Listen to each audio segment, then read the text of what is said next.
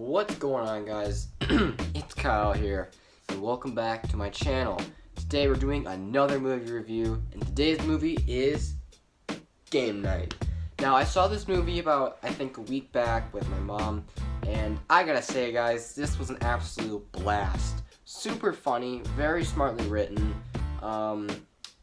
just an overall, just a very fun time at the movies, which is really hard to do these days with all these political movies like Black Panther and boring movies like Black Panther.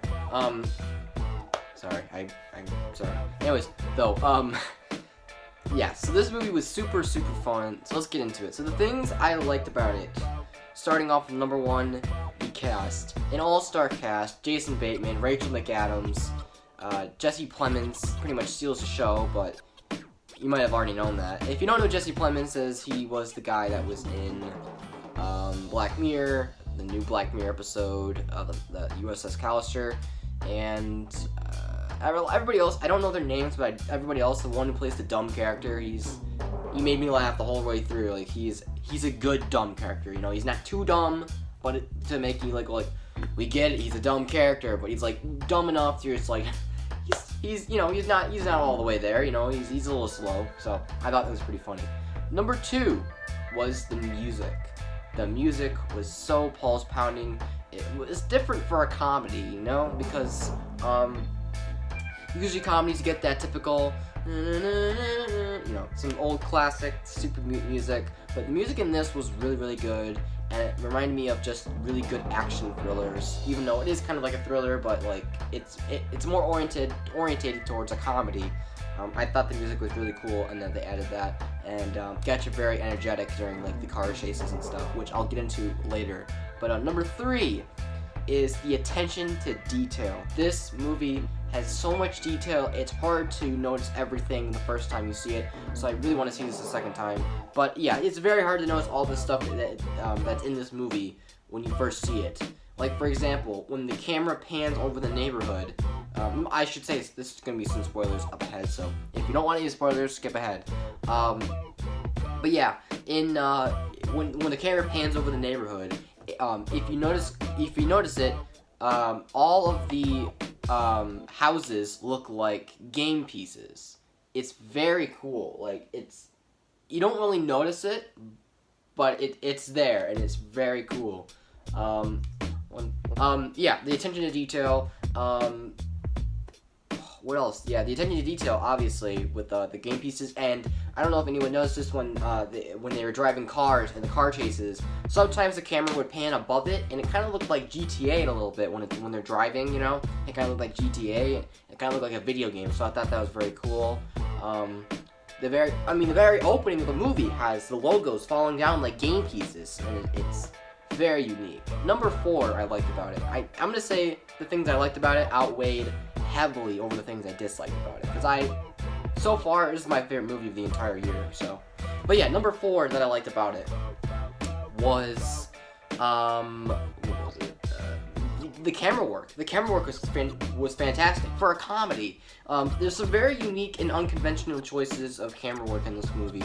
Like at the very beginning when they're panning from like different scenes, it kind of like it does very unconventional things where it goes in and out and it comes in, and the camera is very cool. Like I said, the camera work was also unique because of the parts of the car chases when they're you know, when it looks like a video game. Just very unique camera choices that I thought were very interesting, and I really liked them a lot. Number five I liked about it was it's a funny ass movie. Like, it's very funny, very smartly written. I think this is the most I've laughed at a comedy since probably The Hangover, and that came out like in 2007, so that's been a while. But yeah, oh my god. If you're looking for a movie to sit down, not really care too much about, you know, plot holes or anything, this is the movie to go to because it's super funny, you know? Just let the stress of the day go away when you watch this because it's super funny. Number six is the writing. The number one key thing you need for a comedy is the writing and to make you laugh. This movie not only made me laugh, but it made me go, oh wow, really? You know, because like it's very smartly written. There's a lot of pulp culture references, which I think people didn't really like that much about because they said it was funny, but they said that the pop culture references were very forced. I disagree with that. I think it was, they kind of like led into it. My favorite scene probably was just Rachel McAdams getting out of the seat and just the recreation of the Pulp Fiction scene. Any last one of you motherfuckers move, I'll execute one of your last motherfuckers in here. Perfect timing. I was not expecting it at all. Very funny. And just the situations and just it's funny. Like they know that they're in a movie. It's very self-aware. It's very meta. Like there's like a couple scenes where when someone smashes into a table, you're used to the table smashing into pieces, having that cool shot, or it just smashes, or maybe the camera's underneath the glass table, and then when someone falls on it, you can see the glass fall down. In this movie, spoilers ahead by the way, in this movie, whenever someone falls on a glass table, it doesn't break, and then one of the characters goes, man, these tables are strong tonight, you know? Like, it's making fun of the genre that a lot of these movies follow under, so it's very self-aware, and they didn't really advertise that too much in the preview, so that was great that they left that alone, and they let the viewers see that. Number 6, I think, was that 6 or 5? I think either 7 or 6. Oh crap, 6 or 7, whatever, was Jesse Plemons' character.